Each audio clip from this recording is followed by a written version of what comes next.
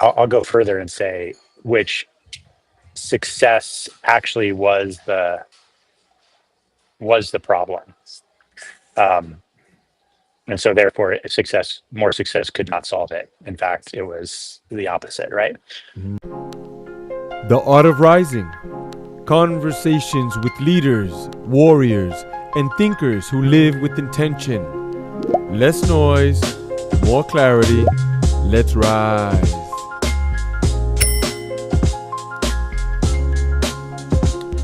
Welcome to the Art of Rising, where we are exploring transformation, leadership, and conscious visionaries changing the planet. I have the honor to sit with the powerful brother here. I've been after him for a while. We finally got it together, and I know that he's going to be dropping some gems here. So welcome to the show, brother. Introduce yourself and let us know where you're living and things like that. Awesome. Thank you, Omar. Really appreciate your having me on. And I'm Rafe Furst, and I live in Boulder, Colorado, with my wife and 3 boys. And I, uh, I guess I'm an entrepreneur.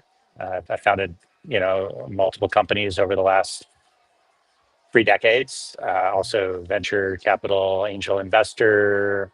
I spent a good chunk of time as well in there as a professional poker player. Um, um, I I love helping people accelerate possibilities in their lives. I love helping people um, go as deep as they want to go with me. I tend to be an open book, and so feel free to inquire in any areas of my life. I'll tell you if I don't think I've met a question on a podcast that I won't answer. All right, all That I'm right. not glad to answer. So Yeah, we'll see if we'll find one around here for you, brother. okay, it'll be a challenge. That's cool. Exactly. Yeah.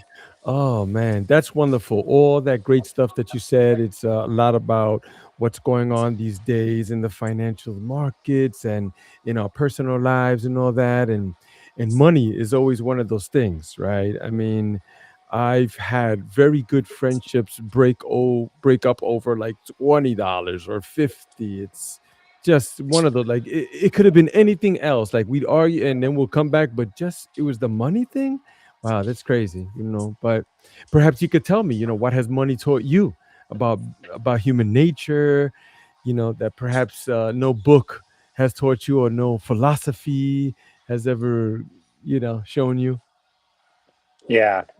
It's a great question. We could go so many ways with it. The first thing that comes up is that, like, when you talked about your experiences where money has kind of gotten between people and a silly amount of money is, it's never about the money. The money just is the tip of a big iceberg of all sorts of experiences that we have in early childhood uh, around, well, I mean, they're around a lot of things in my experience. Yeah, there's scarcity uh, and lack, but I think where I sit in today's society, where we often actually don't, it's it's not a real need, it's not real scarcity, it's not real lack in the material plane. It's more about feelings of worthiness and self-worth at a just a human fundamental existential level. Um, so that to me, it's it's very revealing. We all have what a teacher of mine calls money schmutz, right? I love that. And it just takes different forms. And some of the people who are experiencing the most scarcity internally are the wealthiest people materially. And then, Mm. I've traveled to places of real financial scarcity and poverty, and where people have just the biggest, openest hearts and abundance mindset. So, not about the money is what it's taught me. That's amazing because I've done quite a bit of traveling myself too and been to some places that it's an eye opener, and things that we take for granted, like sanitation, running water, a stove that comes out with fire. Like we don't have to cut the wood and go and get the water from the river, like all these kinds of things. And they were the happiest people and the most giving. Also, it's just wow. So I know in this country, we seem to be stuck in that enigma where we have all this stuff, but yet we don't have the things that we need, right? Just crazy. Yeah. And how about yourself when you were growing up? Did you grow up with, hmm, I don't know if wealth is the right word because everyone has a different level, but yeah, I how grew up, was your growing up? yeah, yeah, kind of middle class, pretty right down the middle. You know, my parents were professionals. My father was a university professor, and then went into private practice as a clinical psychologist. Um, Mm, and my mom was like a systems engineer for aerospace in her career. Um, mm, mm, Never experienced um, material scarcity, but mm, also I was aware that there were people with much greater wealth. And then starting in junior high school, I went to a private school. I grew up in LA, Los Angeles, and there's a lot of wealth. And so up until then, I was in public schools, um, and I went to private schools, and I was suddenly the poorest kid, or one of the poorest kids in the school. And mm, and so uh, it was interesting. Like I got to experience a little bit, like it wasn't true scarcity. It was like, but they all got, brand new Beamers on their 16th birthday, and it's mm. like, or the trips or whatever. Mhm, But mhm, it always worked out. I didn't take it as like a personal identity issue. mhm, mhm. And maybe one of the things is that I noticed pretty early on how some of the wealthiest friends were the most troubled emotionally at home. It's just I wouldn't trade places with them. You know what I mean? So I got to Right. experience that when I was confronted with, oh, okay, there's wealth disparity, Mm, disparity around me, and I was like, oh, okay, well, I think that was helpful. Not to say that mm. I escaped childhood without my own money, but I have, Right, I have right, it. right.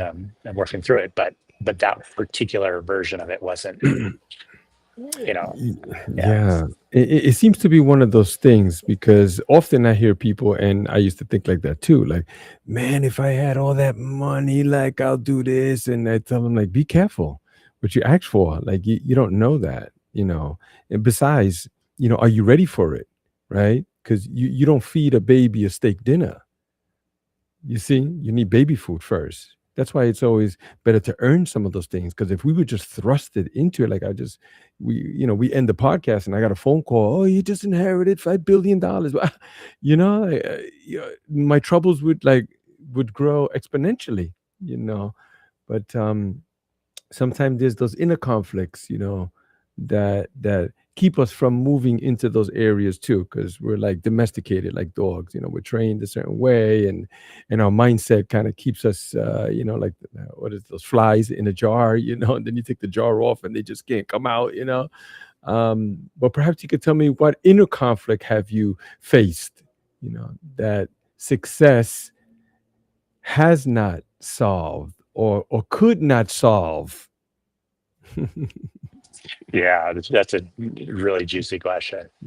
Um, I, so I'll go further and say which success actually was the problem, um, and so therefore more success could not solve it. In fact, it was the opposite, right? Mm, So the context is I feel like for the first 40 years of life, I hit all green lights, you know, like I I was just very, fortunate in my circumstances, and also the natural talents that I had, and they were nurtured really nicely by my family, by my teachers. I I led a very, I would say, privileged up, upbringing. And when I got into adulthood, I didn't have many hardships. Um, Things that I wanted to do, wanted to accomplish, I did. Um, you know, uh, and so like including business success as an entrepreneur. Right place, right time, Silicon Valley, Web 1.0, did a startup with some friends. You know, we did a lot of things right, but we got really lucky on timing. Mm, We got really lucky in certain ways, and got got got a nice exit for ourselves. Got some spending cash. Went traveling, and yet, of course, there were mistakes and failures of, I would say, my moral character, mm, failures of my own integrity with my values and my relationships, that I was totally unconscious that I was simultaneously doing and experiencing. And so, like, all the external success, not just the money, but the accolades, and who attracted around me, and who mm, I repelled, but didn't realize that I was repelling them by my own actions and the way I showed up. I, mm, I was just easily able to rationalize, or just not see, not feel the effects of my shortcomings and my mm, own, mm, shadow mm, sometimes. mm, mm, And that mm, perpetuated several more cycles until it just all came crashing down in a mm, major flaming mm. ball. Wow. Um, yeah. That's interesting. It seems like the growth, inherently is at odds with inner peace. Oh, well, Oh, in for your case, anyway. sure. Yeah. I mean, I think that that's probably just part of the universal law, right? Mm, Um, I mean, it's not at odds with. It's like, maybe we go through periods where we're at peace, and that's wonderful. And, life being what it is, the environment changes. Everything's changing around all the time. And so we're always going to be thrust into situations that are at the edge of our peace and comfort zone. And those are the areas where, if we don't learn and grow and respond to what's actually happening, that's when we either get stuck or we come into crisis eventually. mm, mm, Um, so mm, so that's just kind of like the natural, I think, way of the world. And so I got mm, the opportunity to mm, hit all green lights, and then I hit mm. a major off the cliff, and like, oh, okay, Mm, mm. wow. Now what are we going to do? Yeah, often nowadays I find that people are talking more about the universe and the universal laws and how we're put in these situations, but only to learn something. So do you feel that? You looking back, as it's always right, 2020, like of course, but looking back, do you really feel like, yeah, yes, I had to go through that, or? It's a great question, because I have to. I don't know. I don't know what, it to me. It's like, I don't know how it all works, Right. right? But it is pretty magical and Mm. miraculous when I allow the coincidences in, as like, what are the odds that this showed up exactly when I needed it, right? And Mm, so, I guess what I would say is, I think it's awesome that more people are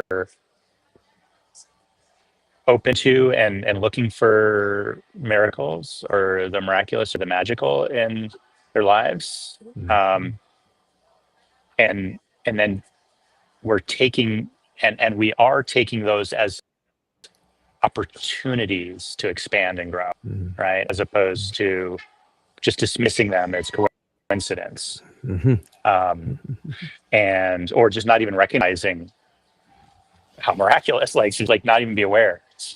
Yeah, And yeah. I guess the other thing I want to say about that is, um, I find myself and so many people around me. I don't know if you resonate with this too. It's like we've taken God and the spiritual out of modern society. Okay, get it. Um, everything else seemed to be working for without it. Um, but I think like speaking for myself and people in my cohort are like, and this gets to the miraculous. Like there's always that, whether you believe in anything or not Mm. beyond this material, there's always going to be that God shaped hole in the center that we're trying to fill. Mhm. So call it what you will, the universe, spirit, God, doesn't matter. It's the same thing. It's that Mhm. which is transcends and includes us all. Mhm. Mhm. That's greater than ourselves, that we're all seeking to I be love in that. harmony with and in one with. That's beautiful. I do find myself often when I stay still and stay quiet, I hear more things.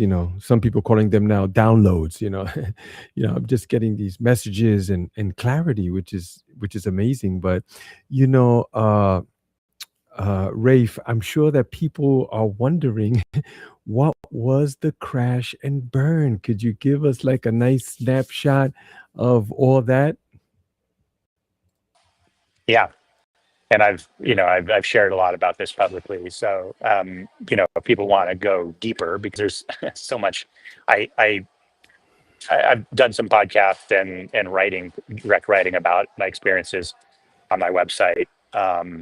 So it's just Rafe Furst, RAFEFURST.com. And but in a nutshell, this was like my third startup. I was an early founder and investor and board member of called Full Tilt Poker, which is an online poker site. And this was in the 2000s. And we became very, very successful. And it brought me and the other insiders who started it, you know, millions of dollars, uh, and just cash flowing. And it was like propping up all of our lifestyles, excess, but, uh, uh, and I do like I was, doing a lot of good works and philanthropy and whatnot. So it was all the things, but, um, power corrupts, right? And money corrupts if we're not really conscious of the way it's working. And so I was like, no, like everybody else in that respect. And so I was really unconscious of how it was clouding all my success. There was clouding my judgment, my my decisions, my moral decisions, um, my relationships, and I didn't see the very obvious signs of a um, the the company was being run out of integrity, and there was actual fraud being committed.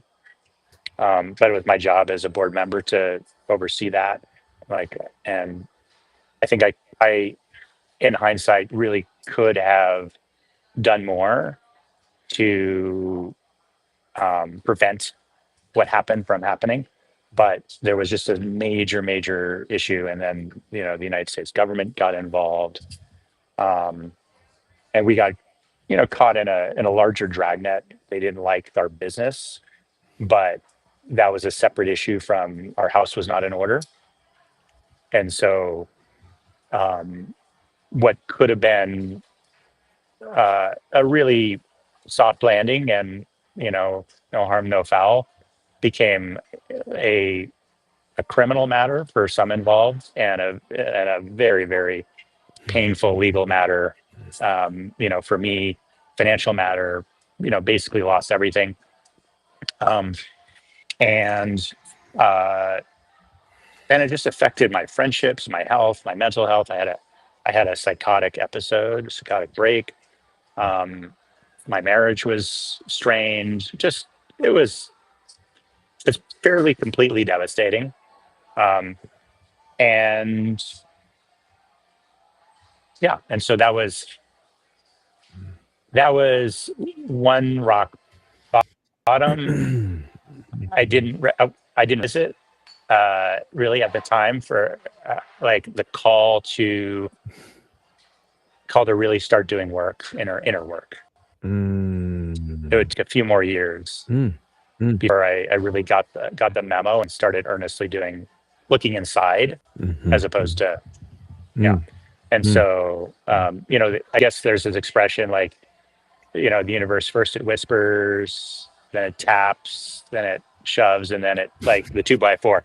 It took the it took the 2x4 Yeah, for yeah, me to yeah. The one with the nails in it. Yeah, I know, sticking the one out, with the right? nails in it. So yeah, yeah. So right, we all Yeah. need different things, but that's what I needed. Right, right, right. Wow. It just So doesn't success did not matter. teach me that. Success Mm. was the thing that I needed to experience before I could learn the lesson. Yeah. Incredible. Okay. Incredible. So now how about this inner work that you speak of? Are you open to speak about what some of those things are and how did Sure. you start, clearing, actively clearing up the garage and putting things in order? Mhm. Yeah. So, um, the event that I talked about was, let's say, 2011. Okay. And then starting in 2014, I became friends with a part of a community of folks started by just an incredible woman named Ronit Hertzfeld, who started this intentional community, uh, very diverse backgrounds of folks called Leap Forward, where we peer to peer, but with her guidance and mentorship, uh, you know, via Zoom mostly. We'd met multiple times a week. It was kind of group therapy slash peer group mentorship. They call them, forums. Sometimes it was not a for profit thing. It was just like, um, uh, yeah, it was like my online ashram, Mm. and community of fellow journeyers through personal development space, spiritual development space. Mm. And so that, for the next decade really was kind of my main container where I learned about my interior and the emotional landscape, the psychological landscape, spiritual landscape, neurological landscape. Like uh, I learned about my psyche, ego, and how that's what that's a part of us that is trying to protect us. It has done a great job through early childhood of protecting us. We needed it, but now it's no longer serving, and so it's just an incredible. Mm. I mean, it's really what got me on a path in a major way, Mm. and I don't know where I'd be without that, frankly. That's amazing. Did it include, I think right away of like meditation or some other type of physical challenges, or journaling or all of the Mhm. above? Yeah, I mean, yes, all of the above. Although it was, like I said, mostly centered around like group and one-on-one interaction, person, human to human, like this in a Zoom forum. And we met in person, and we had retreats, and we have fear challenges, and various different things we're working on, and we're help supporting each other work on outside of these, and in our lives for sure. Um, and in outside of Leap Forward, we all have, and I have my own different practices. These days, I meditate, most mornings for a half hour first thing. It's been really amazing. I just recently, in the last month, got into like embodiment work, with a virtuoso embodiment coach. I've done various forms of psychotherapy and couples counseling, um, mindfulness coaching. I even, so a couple years ago, a group of us, not the Leap Forward group, but a different group of friends and colleagues who are also on a development path. We started like our own little business wisdom school, kind of spiritual business accelerator forum. We, just doing lots of different experiments with just trying stuff, like trying things that work. I have various different, modalities and whatnot. I've done yoga in the past, like kirtan, just whatever works, like whatever is helpful. And sometimes these practices become more important as I'm shifting, and sometimes like, okay, well, I don't really, this isn't as relevant. And one of the biggest is just being married and having kids, right? Big And teachers. Yeah, yeah. oh yeah, I mean, so Yep, I think at the end of the day, I guess what I'm maybe expressing to myself out loud here is that, uh, at some point it becomes like just life is the teacher, is the practice. Um, you know, if we open our when I've opened my mind, my eyes, and my heart to what's really going on around me, and there's an opportunity in every moment, uh, to grow and to learn. Right. Yeah, I know. Most of us just walk around with these blinders on, or they say the veil. Like we're walking around with, we don't see the clarity, we don't see the clearness. But once the veil is lifted, people have these different profound shifts.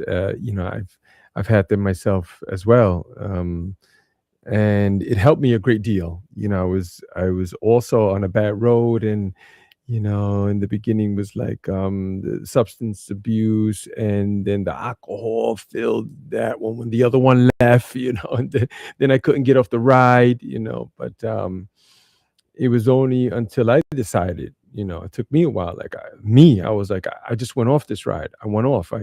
Who's driving this? Where did I pay my ticket? I just went off, and it took a while for me to do that. And but you speak about those practices, and me too. Like I'm running. I run every day, and I try to put in some yoga and journaling, and then there's the cold plunges that we do also, and things like that. Now I'm at the point where I'm leading these men's gatherings too. We just came back from one a 3-day intensive, and then every once in a while I just look around and go like, man, who are you? I'm talking to myself. Like, how did you get here, man?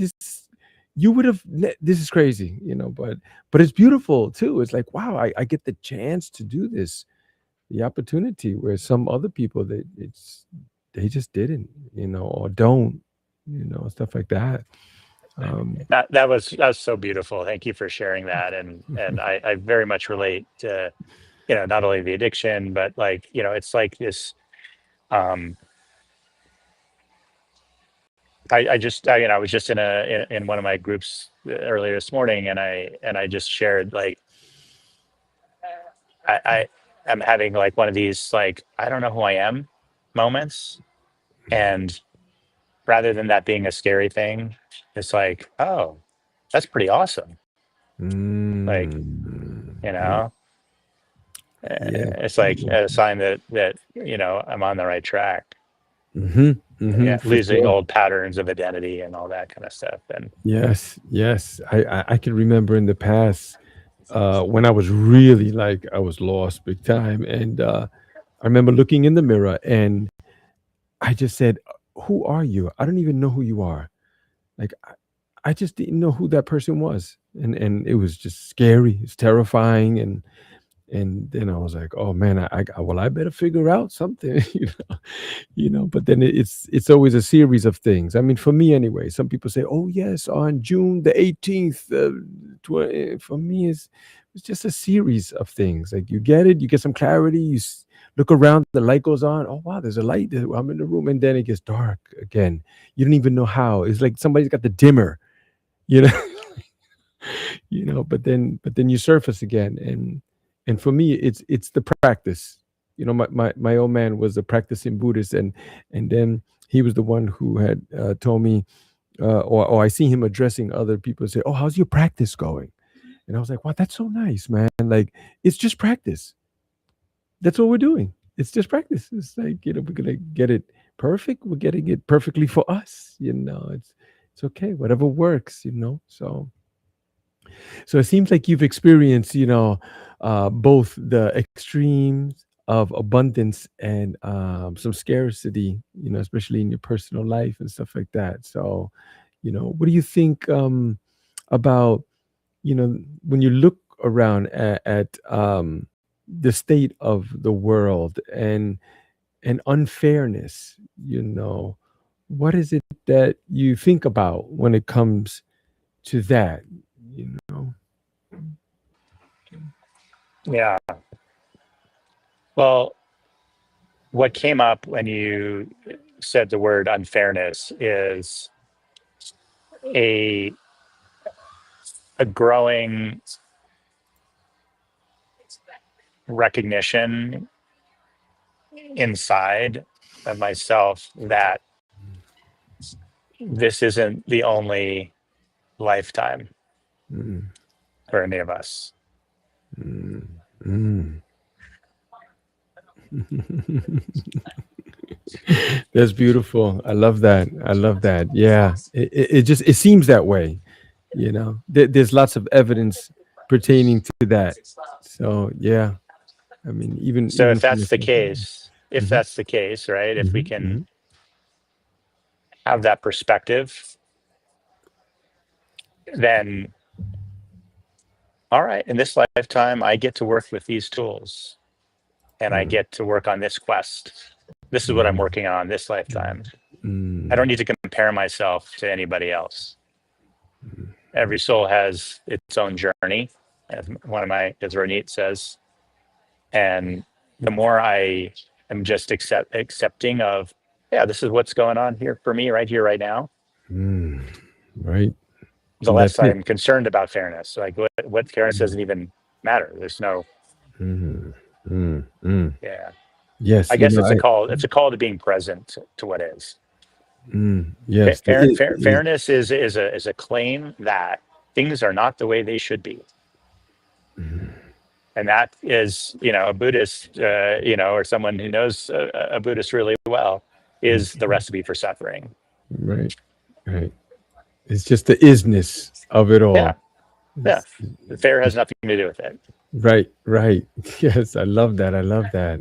And I think about these journeys that we go on and how they're individually set up for us, or sometimes there's that free will where we make the choices. Like nothing is going to come out of the sky and stop me and you from robbing a bank. Like we could just go do it. But then there's consequences behind that, sort of like the karma, that I remember I used to have these long discussions with my old man about. But it's kind of like that cause and effect thing. But I also think of Joseph Campbell too, right? And the hero's journey. and how we're all on this journey. Like we all have to go into the cave and fight the dragon at some point, or not. You know, so do you see things like that? And how would you explain your journey or the dragon? Yeah, I love the hero's journey, and it for sure resonates, and I think it helps me organize like a map, right? Like a map for the journey. Um, yeah, I mean, I think the dragon is simply that's the part of us, the ego, the shadow, um, and the consequences or the karma of what happens when we are not aware, or we are aware but we willfully ignore the consequences of our actions and behaviors and patterns, Mm, um, and I guess what I want to say about that is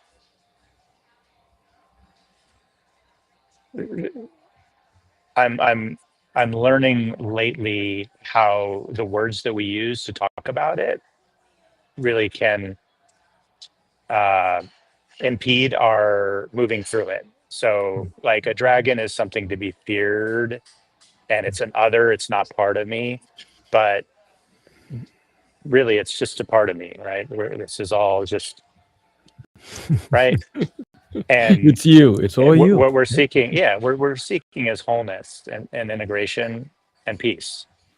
And Mm, so, mm, um, the more I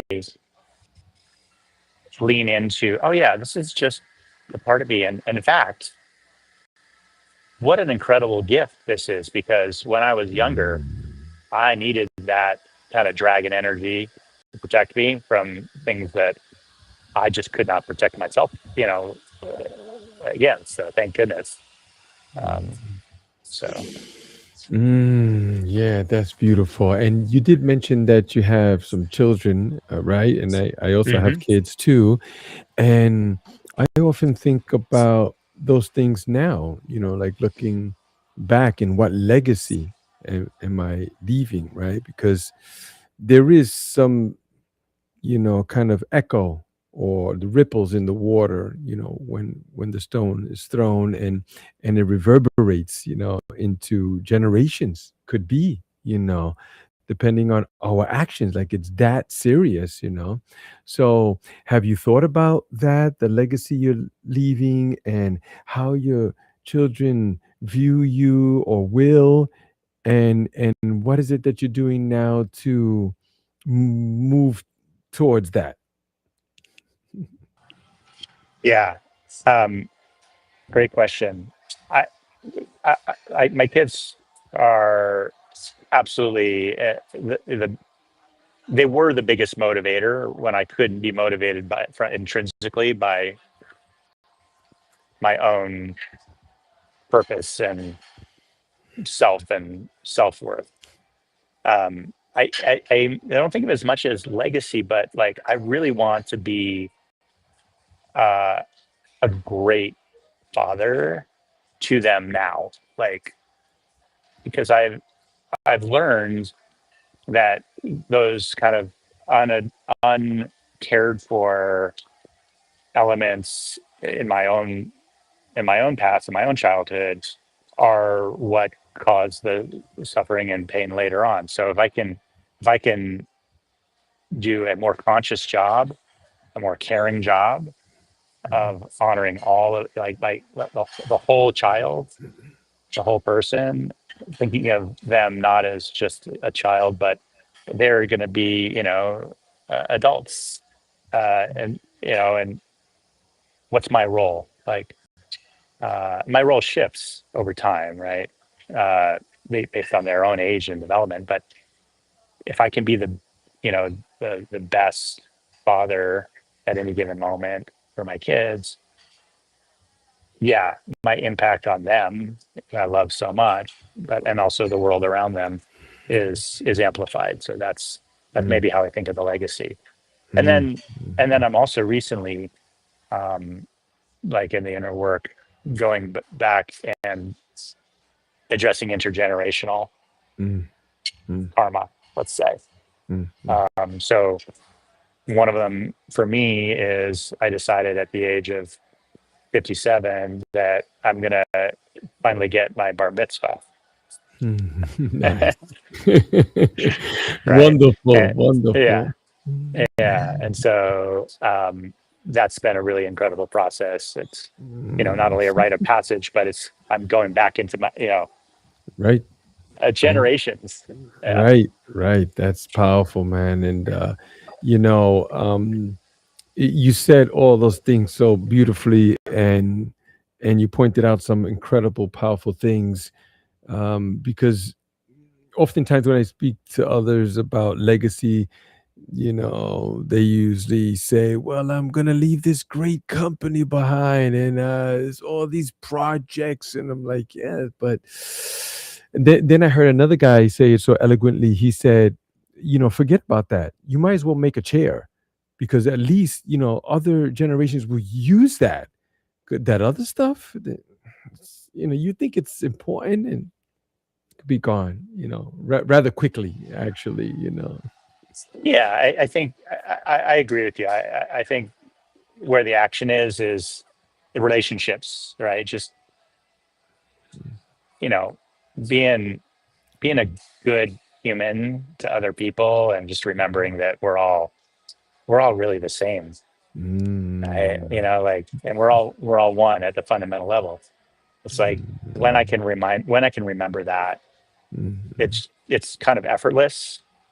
I don't have to mm, think about what am I leaving. It's like, no, mm, I'm just being and right. relating and caring and Mhm. communing. Amazing. Now, you did speak about, were you competing in poker? Is that what you were doing? Yeah. So come on, man, let's get with it. Let's hear it, bro. Yeah.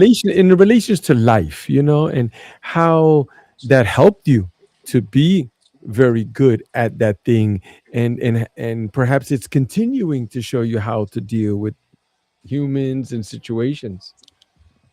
Yeah. And that's, Mm, it's like it's a real paradox that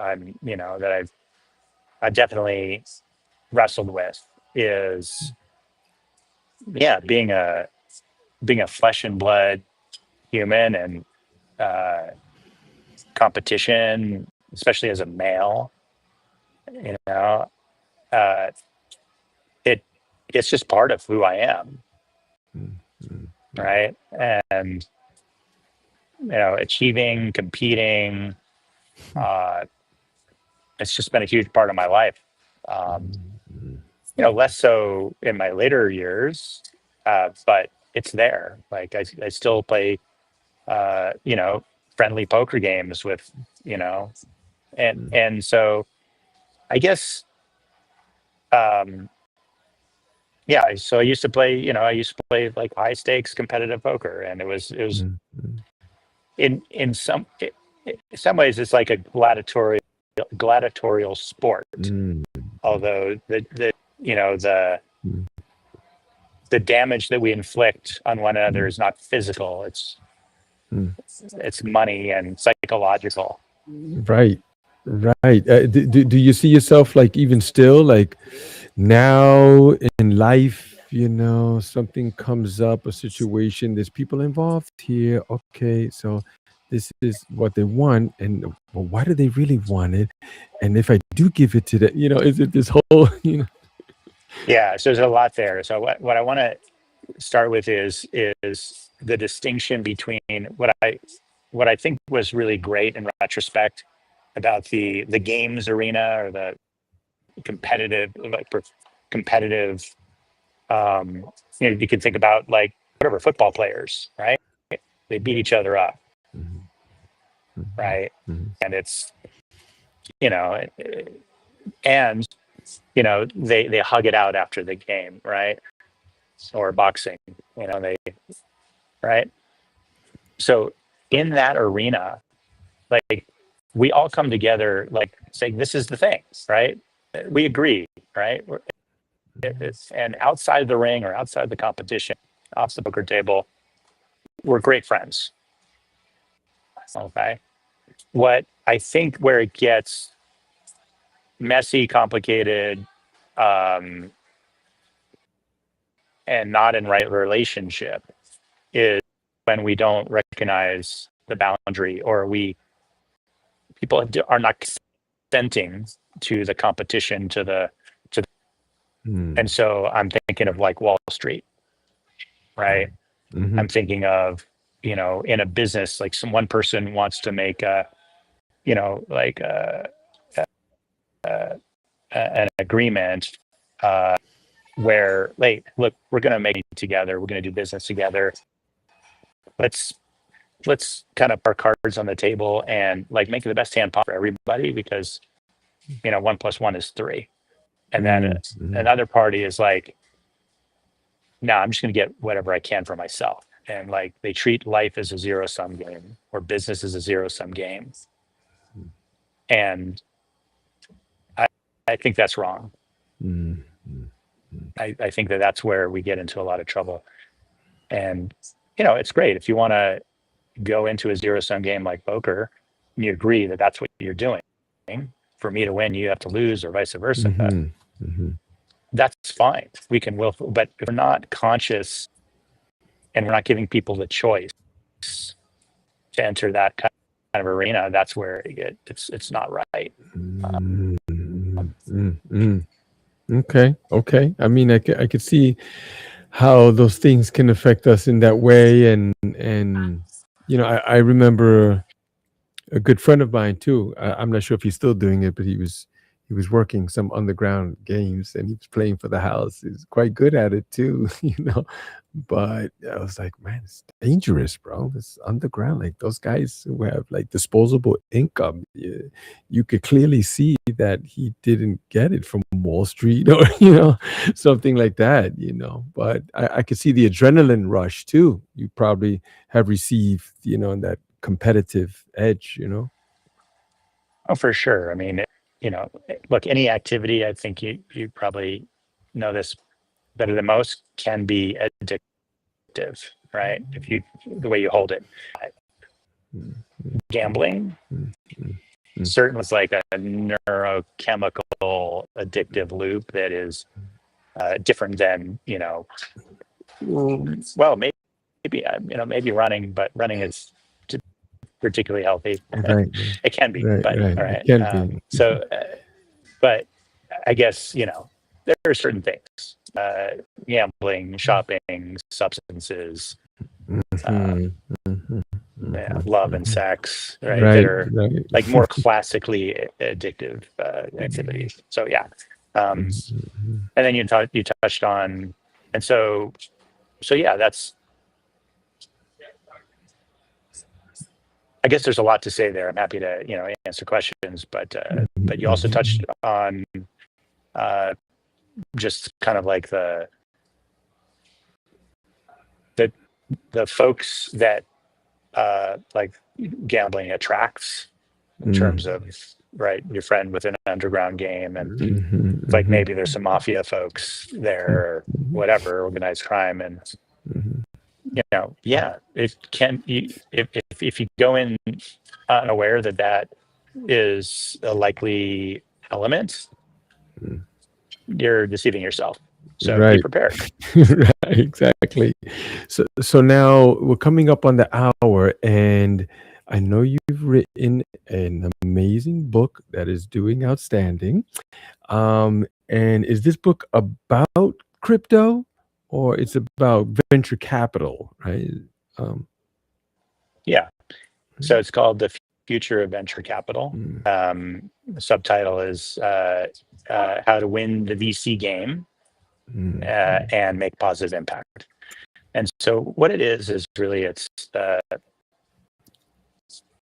synthesis of like minds and experiences, 30-ish years of being an entrepreneur, being an investor, venture capital investor, being a poker player, and then two like really great intellectual loves of mine: artificial intelligence and uh, and crypto, decentralized technology. So I bring all of those elements in together, and I guess if I were to try to summarize the book,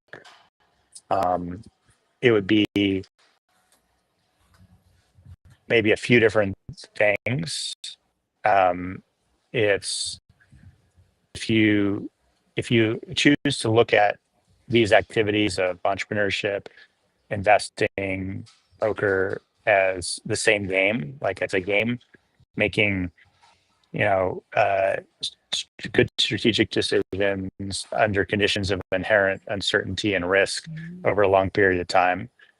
They're really one and the same, and you can learn a lot from, say, poker as it applies to these others. And so I actually have a blog where I teach you kind of like level poker without looking at your cards. Wow. And then I show how lessons in poker apply to investing and whatnot, and entrepreneurship decisions. So that's one element. And then I also bring in but that's not all there is to life or any of these games. There's the transrational, right? There's the spiritual. I don't call it spiritual, but in the book, but that's really what it is. It's like life's not a zero-sum game, and not everything can be predicted or engineered or decisions. Some of the best decisions are not the rational decisions. And so reconciling that and bringing that element in.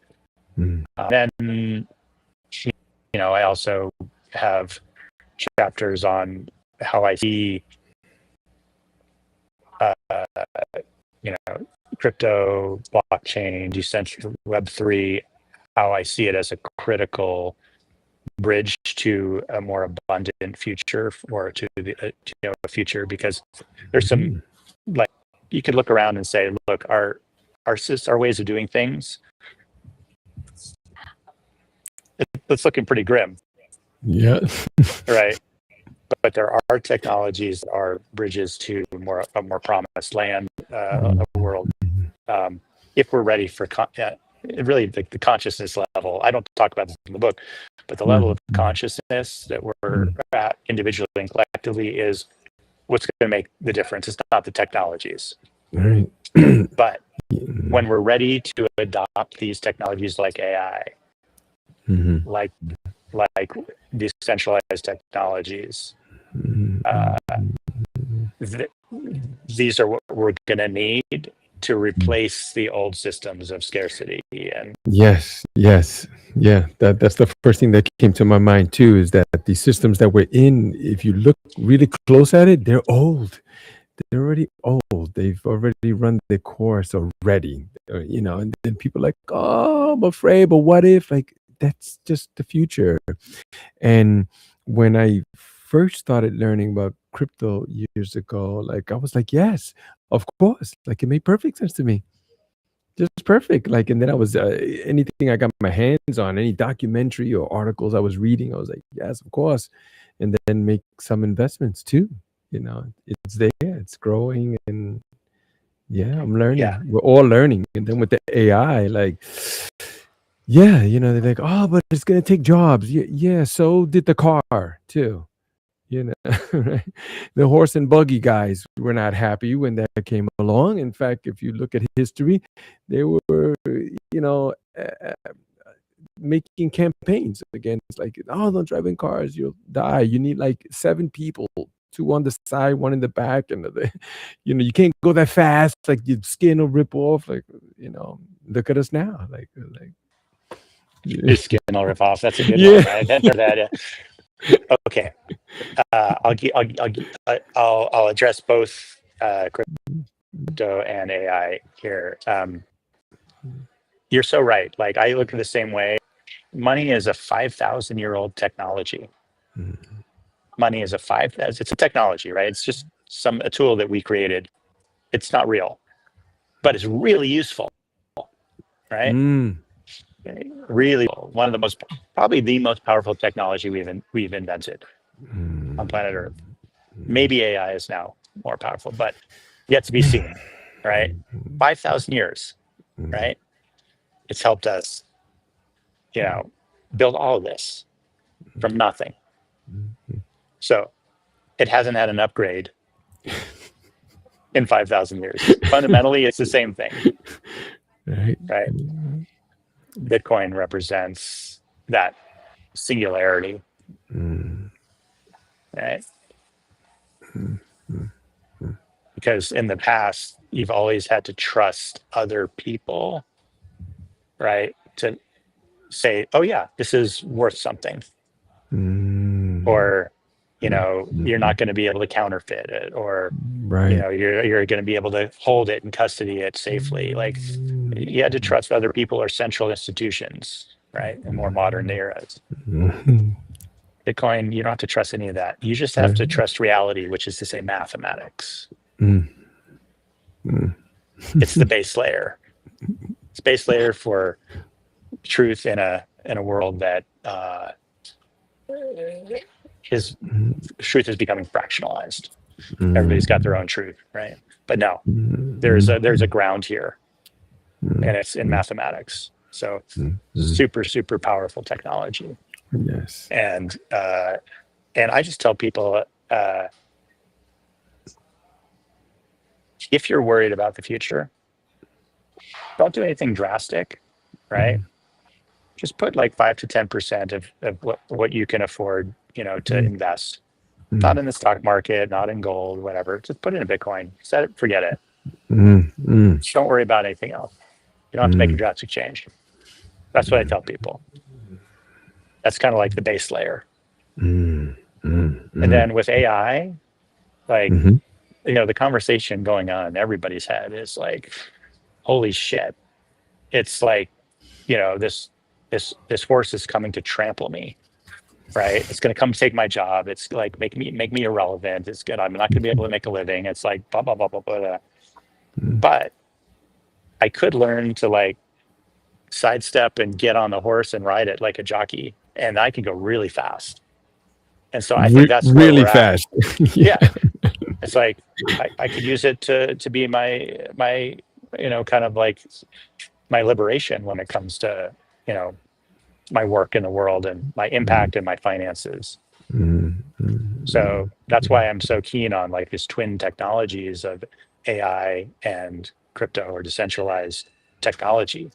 To me, it's again, the work is really done here and between us as humans. The tools that we're going to need once we've committed to that, committed to the path, committed to that hero's journey, these are the tools that we're going to need to help us get there together. I love that. I love that. That is so profound. And yeah, I think we'll just leave it at that, man. Thank you so much. Thank you for your time. Thank you for your energy and all that. And wow, man, I love it. I love it. Let's continue perhaps in the future, see I would where love we're that, at. Omar. I love our conversation. So let's just make this the start, not the end. Appreciate you. All right. Stay right there, brother. Thank you so much for tapping in. Until next time, family. Peace.